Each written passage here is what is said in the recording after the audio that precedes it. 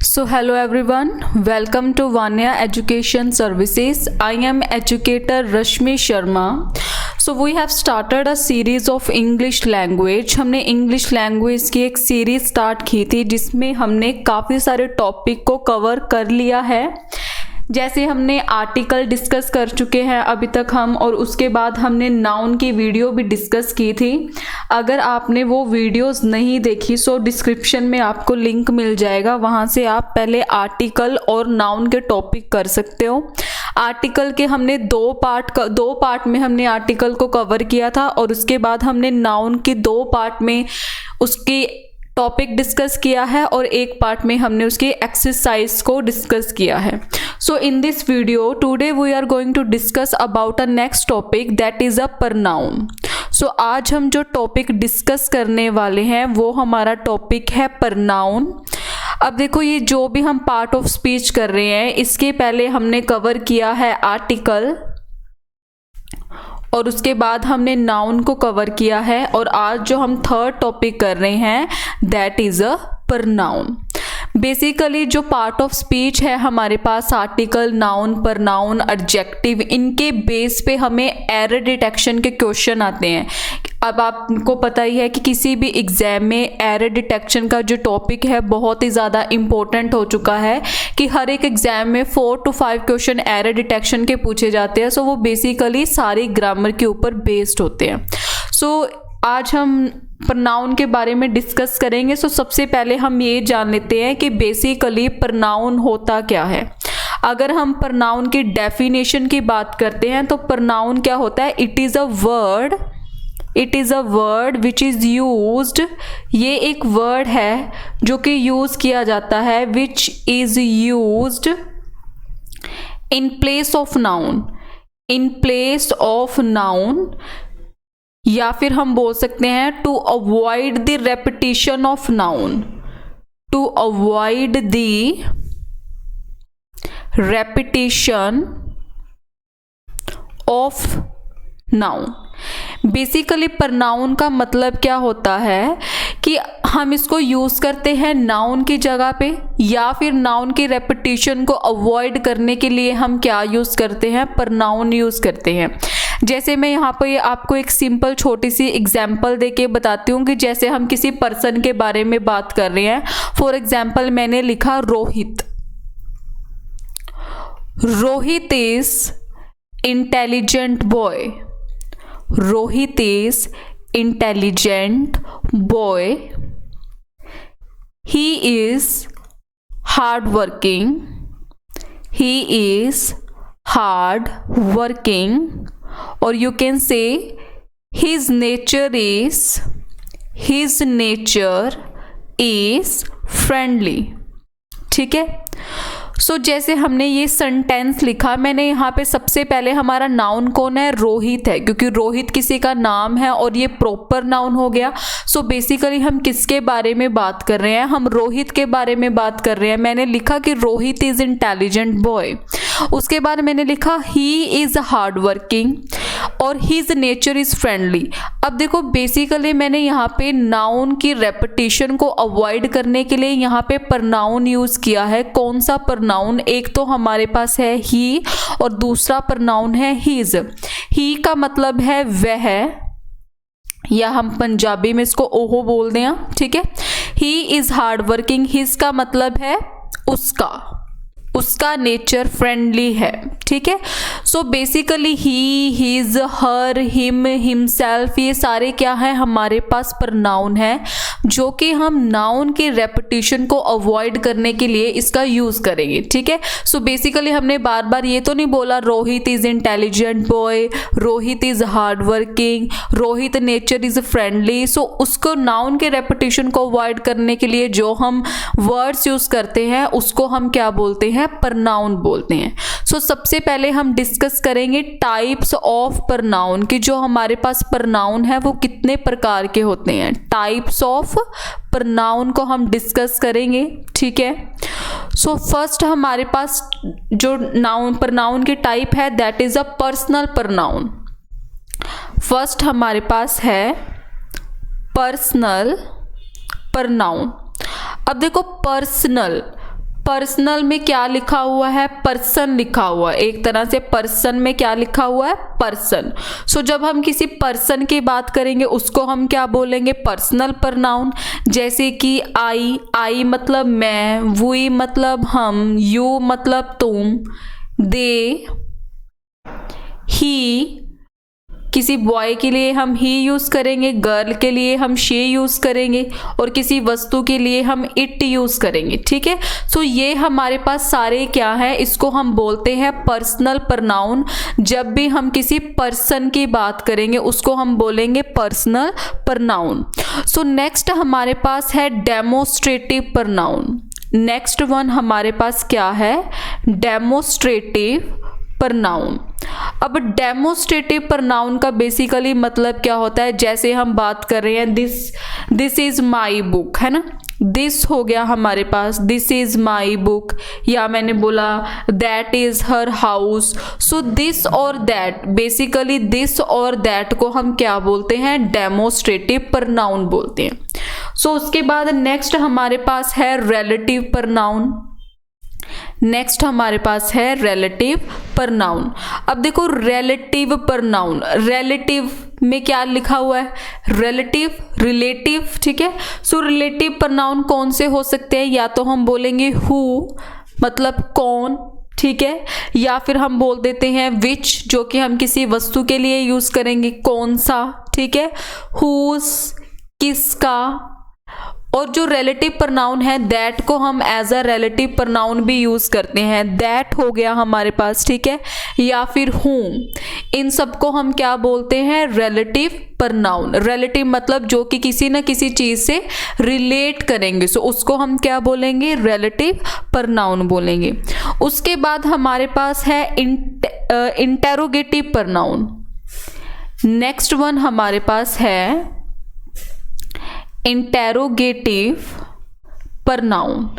अब basically interrogative का मतलब क्या होता है, इंटेरोगेटिव का मतलब होता है प्रश्नवाचक, किसी से किसी तरह का प्रश्न पूछना। सो हम क्वेश्चन कैसे पूछेंगे, जैसे हमने बोला हु मतलब कौन, या फिर हमने बोला हुज किसका, ये एज अ इंटेरोगेटिव प्रोनाउन भी यूज हो सकते हैं और एज अ रिलेटिव प्रोनाउन भी यूज हो सकते हैं। ठीक है, उसके बाद हमारे पास है हुम मतलब कौन सा, किसी पर्सन की बात कर रहे हैं, ठीक है, और व्हाट, इसको हम एज अ रिलेटिव प्रोनाउन भी यूज करते हैं और एज अ इंटेरोगेटिव प्रोनाउन भी यूज करते हैं। सो ये हमने डिस्कस किया personal pronoun, that is a demonstrative pronoun, relative pronoun, interrogative pronoun. अब नेक्स्ट वन हमारे पास है इंडेफिनिट प्रोनाउन। नेक्स्ट वन हमारे पास कौन सा है, इंडेफिनिट प्रोनाउन। अब देखो इंडेफिनिट के नाम में ही लिखा हुआ है इंडेफिनिट। इंडेफिनिट का बेसिकली मतलब क्या होता है कि जो चीज़ हमारे पास निश्चित नहीं है, हमें नहीं पता कि हम किसके बारे में बात कर रहे हैं, इंडेफिनाइट, ठीक है, सर्टेन नहीं है, मतलब कि पक्का नहीं है कि हम किसके बारे में बात कर रहे हैं। अब जैसे मैंने यहाँ पे लिखा एवरीबडी, अब एवरीबडी में तो सब हो सकते हैं, हमें तो नहीं पता हम किस पर्टिकुलर पर्सन के बारे में बात कर रहे हैं। या मैंने यहाँ पे लिखा नोबडी, नोबडी मतलब कोई भी नहीं। या मैंने लिखा यहाँ पे समवन, समवन मतलब हम किसी एक पर्सन की बात कर रहे हैं। या फिर मैंने लिखा ईदर, ईदर मतलब कोई, नीदर मतलब कोई भी नहीं, ठीक है। और क्या पॉसिबिलिटी हो सकती है, ये जैसे मैंने लिखा मच, मच लिखा मैंने। सेवरल, सेवरल मतलब सभी की बात कर रहे हैं हम, ठीक है। ऑल, ऑल में भी क्या हो जाता है, सब, ठीक है। सो जब हम ऐसे हमारे पास कुछ ऐसे पर्टिकुलर वर्ड्स आते हैं, ठीक है, जिसमें हमको पता नहीं है कि हम किस डेफिनेट पर्सन के बारे में बात कर रहे हैं, सो बेसिकली हम उनको क्या बोलते हैं, इंडेफिनेट प्रोनाउन बोलते हैं, ठीक है। इंडेफिनेट प्रोनाउन का बेसिकली मतलब ये है कि हमें नहीं पता कि हम किस पर्टिकुलर इंडेफिनेट पर्सन की बात कर रहे हैं। ओके, सो नेक्स्ट वन हमारे पास है सेकंड। नेक्स्ट वन हमारे पास है रिफ्लेक्सिव प्रोनाउन। Reflexive pronoun. अब रिफ्लेक्सिव प्रोनाउन का बेसिकली मतलब क्या होता है, जैसे हम बोलते हैं कि मैं अपना काम अपने आप करता हूँ, ठीक है। सो अपने आप मतलब my self, I do my work by my self. और अगर हम किसी लड़के की बात करेंगे तो वो कैसे बोलेगा, हिम सेल्फ, कि वो अपना काम अपने आप करता है। अगर हम किसी लड़के की बात बोलेंगे तो वहाँ पे हम लिखेंगे हर सेल्फ, ठीक है। और अगर हम काफ़ी सारे पर्सन्स की बात करेंगे तो उसको हम लिखेंगे themselves, myself, himself, herself और देम सेल्व्स। सो इनको बेसिकली हम क्या बोलते हैं, these are known as a reflexive pronoun, ठीक है। अपने आप को हम बेसिकली क्या बोलते हैं, रिफ्लेक्सिव बोलते हैं। सो नेक्स्ट वन हमारे पास है that is a distributive pronoun. Distributive pronoun, अब डिस्ट्रीब्यूटिव प्रोनाउन के नाम में ही लिखा है डिस्ट्रीब्यूट करना, ठीक है, किसी भी चीज को बांटना। सो डिस्ट्रीब्यूट करना उसको हम क्या बोलेंगे, डिस्ट्रीब्यूटिव प्रोनाउन। जैसे मैंने लिखा यहाँ पे ईच, कि मैं हर एक सिंगल पर्सन की बात कर रही हूँ, या मैंने लिखा एवरी, ये भी क्या है, डिस्ट्रीब्यूटिव प्रोनाउन है। या मैंने लिखा नन, या फिर मैंने लिखा ईदर, और मैंने लिखा नीदर। इससे पहले हमने ईदर और नीदर कहाँ पे पढ़ा था, हमने यहाँ पे पढ़ा था जब हम इंडेफिनिट प्रोनाउन की बात कर रहे हैं। सो इंडेफिनिट प्रोनाउन के अंदर भी हम ईदर और नीदर को यूज कर सकते हैं, और डिस्ट्रीब्यूटिव प्रोनाउन के अंदर भी हम ईदर और नीदर को यूज कर सकते हैं। सो नेक्स्ट हमारे पास है that is a 8th pronoun which is reciprocal pronoun. अब जो हमारा लास्ट प्रोनाउन है वो कौन सा है, reciprocal pronoun. Reciprocal pronoun, reciprocal pronoun का बेसिकली मतलब क्या है, जैसे हम 2 पर्सन की बात कर रहे हैं। सो 2 पर्सन्स के लिए हम क्या यूज करते हैं, ईच अदर। और अगर हमारे पास मोर देन 2 पर्सन है तो वहां पे हम क्या लिखते हैं, वन अनदर, वन अनदर और ईच अदर। सो इसको हम क्या बोलते हैं, रेसिप्रोकल प्रोनाउन बोलते हैं, ठीक है। सो ये हमारे पास सारी टाइप्स थी, किसकी टाइप थी, प्रोनाउन की। हमने अभी तक टाइप्स डिस्कस किए हैं, कितने टाइप्स होती हैं प्रोनाउन की, दैट इज 8 टाइप। अब एग्जाम में जो हमने ये अभी तक टाइप्स पढ़ी हैं, एग्जाम में इसका क्वेश्चन बेसिकली पूछा कैसे जाता है हम वो डिस्कस करते हैं कि एग्जाम के अंदर क्वेश्चन कैसे पूछा जाएगा। जैसे मैंने यहां पे फर्स्ट क्वेश्चन लिखा, फर्स्ट क्वेश्चन मैंने लिखा this is my book, this is my book, ठीक है। तो एग्जाम में हमें जैसे ये क्वेश्चन एग्जाम में पूछा गया है तो यहाँ पे हमें दिस को अंडरलाइन किया होगा, ठीक है। दिस को जैसे अंडरलाइन किया हुआ है तो हमारे पास यहाँ पे 4 ऑप्शन होंगे, A, B, C और D ऑप्शन। सो ऑप्शंस में हमें यहाँ पे लिखा होगा पर्सनल प्रोनाउन, पर्सनल प्रोनाउन है ये, या फिर ये डिस्ट्रीब्यूटिव प्रोनाउन है, या फिर ये डेमोस्ट्रेटिव प्रोनाउन है, डेमोस्ट्रेटिव, या फिर इंडेफिनिट प्रोनाउन है, इंडेफिनिट। सो इस तरीके से ये क्वेश्चन एग्जाम में पूछे जाएंगे। सो अभी हमने डिस्कस किया है बेसिकली जो दिस है ये हमारा कौन सा प्रोनाउन है, so it is a demonstrative pronoun. So इसका राइट आंसर क्या बनेगा, that is a option number C, कि दिस क्या है, हमारा डेमोस्ट्रेटिव प्रोनाउन है। उसके बाद हम नेक्स्ट क्वेश्चन डिस्कस करते हैं। जैसे मैंने लिखा whose books are this, whose books are this, यह किसकी किताबें हैं, हुज बुक्स आर दिस। यहां पे हमने ये वर्ड अंडरलाइन किया है, ठीक है, यहां पे हमने ये वर्ड अंडरलाइन किया है। तो इसमें भी हमारे पास कितने ऑप्शन है, 4 ऑप्शन है, A, B, C और D। सो यहाँ पे हमारा ऑप्शन नंबर 1 है इंडेफिनिट प्रोनाउन, इंडेफिनेट प्रोनाउन की बात कर रहे हैं हम, या मैंने लिखा डिस्ट्रीब्यूटिव प्रोनाउन, या फिर हमारे पास है इंटेरोगेटिव प्रोनाउन, इंटेरोगेटिव, या फिर रिफ्लेक्सिव प्रोनाउन, रिफ्लेक्सिव प्रोनाउन। ठीक है, अब देखो क्वेश्चन की सेंस बेसिकली क्या बन रही है, हुज बुक्स आर दिस, हम पूछ रहे हैं कि यह किसकी किताबें हैं। सो अगर हम पूछ रहे हैं, सो पूछने की इंग्लिश क्या होती है, प्रश्नवाचक, जैसे हम बोलते हैं इंटेरोगेटिव। सो ये कौन सा प्रोनाउन है, दैट इज इंटेरोगेटिव। सो इसका भी ऑप्शन नंबर सी क्या होगा हमारे पास, राइट आंसर होगा। सो नेक्स्ट क्वेश्चन डिस्कस करते हैं, क्वेश्चन नंबर 3। जैसे मैंने लिखा यहाँ पे, both the brothers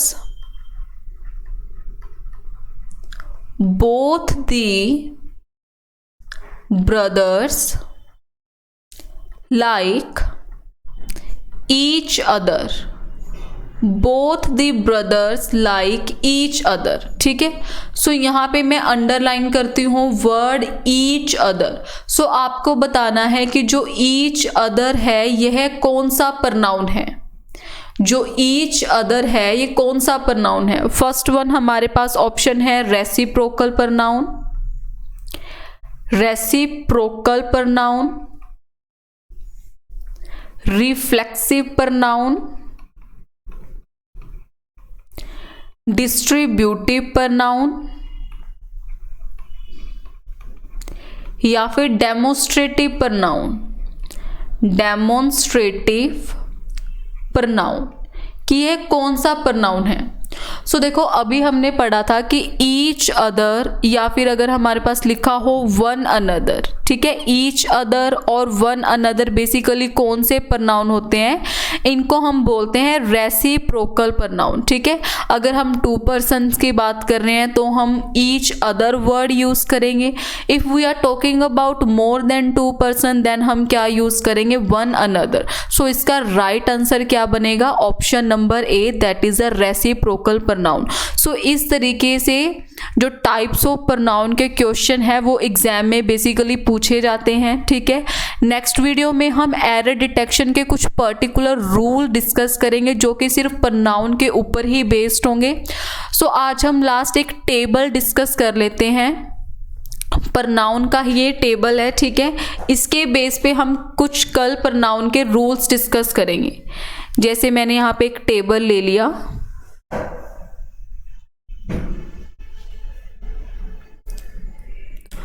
so first जो हमारा केस है, देखो हमारे पास बेसिकली 4 केस होते हैं। एक तो होता है सब्जेक्टिव वन। सब्जेक्टिव जैसे हमने पढ़ा था कि सब्जेक्ट हम बेसिकली किस चीज़ को बोलते हैं, किसी पर्सन को जिसके बारे में हम बात कर रहे हैं उसको हम क्या बोलते हैं, सब्जेक्ट बोलते हैं। सो फर्स्ट हमारे पास कौन सा केस है, सब्जेक्टिव केस। ठीक है, सब्जेक्टिव केस। नेक्स्ट वन हमारे पास है ऑब्जेक्टिव केस। जब हम किसी भी पर्सन को एज अ ऑब्जेक्ट यूज कर रहे हैं उसको हम क्या बोलेंगे, ऑब्जेक्टिव केस। नेक्स्ट वन हमारे पास है पोजेसिव केस। बेसिकली पोजेशन का मतलब क्या होता है, कुछ पास में होना। ठीक है, कुछ पास में होना, उसको हम क्या बोलते हैं, पोजेसिव केस बोलते हैं। नेक्स्ट वन हमारे पास है रिफ्लेक्सिव केस। रिफ्लेक्सिव जैसे अभी हम पढ़कर आए हैं कि जब हम कोई काम अपने आप करते हैं उसको हम क्या बोलते हैं, रिफ्लेक्सिव। सो सब्जेक्टिव केस के अंदर सबसे पहले हमारा सब्जेक्ट क्या है, आई हमारा सब्जेक्ट है। ठीक है, आई। अब आई का हमारे पास ऑब्जेक्टिव केस क्या होता है, आई का हमारे पास में ऑब्जेक्टिव केस है मी, और इसका पोजेसिव केस क्या है, माई। माई मतलब मेरा, और रिफ्लेक्सिव केस क्या है, माई सेल्फ। सो आई का जो हमारे पास सब्जेक्टिव केस में हम आई लिखते हैं, इसका ऑब्जेक्टिव केस हमारे पास मी है, पोजेसिव केस क्या है, माई, और रिफ्लेक्सिव केस क्या है, माई सेल्फ। सो नेक्स्ट हमारे पास सब्जेक्ट है दैट इज वी। ठीक है, वी का हमारे पास ऑब्जेक्टिव केस क्या है, दैट इज अस, और इसका पोजेसिव केस हमारे पास है आर, और रिफ्लेक्सिव केस है आर सेल्व्स। अब देखो हम आर सेल्फ नहीं लिखते, आर सेल्फ्स लिखते हैं, क्योंकि जो सेल्फ का हमारे पास प्लूरल होता है उसको हम क्या बोलते हैं, सेल्व्स बोलते हैं। ठीक है, सो यही आपने देख लेना है। नेक्स्ट वन हमारे पास है ही क्या है, हमारा सब्जेक्टिव केस है। सो हिम क्या होगा, हमारा ऑब्जेक्टिव केस, और पोजेसिव केस होगा his. Next one is himself, he, him, his और हिमसेल्फ। सो उसके बाद अगर हम बात करें, नेक्स्ट वन हमारे पास जो सब्जेक्ट है that is she. So she का हमारे पास ऑब्जेक्टिव केस क्या होगा, हर। पोजेसिव केस भी हमारे पास सेम ही होता है, हर, और रिफ्लेक्सिव केस है हमारे पास हर सेल्फ। नेक्स्ट हमारा सब्जेक्ट है दे, दैट इज दे। सो दे का हमारे पास ऑब्जेक्टिव केस क्या है, them, that is them. Possessive case है देयर, और रिफ्लेक्सिव केस है themselves, themselves. So last one हमारे पास जो लास्ट सब्जेक्ट है that is who. So who का हमारे पास ऑब्जेक्टिव केस है whom, whom। पोजेसिव केस है whose, और इसका बेसिकली रिफ्लेक्सिव केस नहीं होता। ठीक है, so this is a very important table. ये टेबल बहुत ज़्यादा इंपॉर्टेंट है। कल इसके बेस के ऊपर हम कुछ एरर डिटेक्शन के रूल डिस्कस करेंगे। ठीक है, कि सेंटेंस के फॉर्मेशन में जो प्रोनाउन के क्वेश्चन है वो कैसे आते हैं। आज हमने ये डिस्कस किया कि जो प्रोनाउन है उसकी बेसिकली कितनी टाइप्स होती हैं, और जो टाइप्स के ऊपर क्वेश्चन है वो कैसे एग्जाम में बन के आता है। ठीक है, सो जो ये टेबल हमने बनाया है इसको हम कल एक्सप्लेन करेंगे कि ये बेसिकली टेबल बना कैसे है। ठीक है, या इसके क्वेश्चन कैसे एग्जाम में आएंगे। सो आई होप आपको ये वीडियो पसंद आई होगी। If you have any inquiry then you can contact on the number that is showing on the screen. और अगर आपने इससे पहले वाले पार्ट्स को नहीं देखा है जहाँ पे हमने आर्टिकल और नाउन का टॉपिक डिस्कस किया था, सो डिस्क्रिप्शन में आपको उसका लिंक मिल जाएगा। सो वहाँ से आप वो वीडियोज़ कवर अप कर सकते हैं। So thank you so much.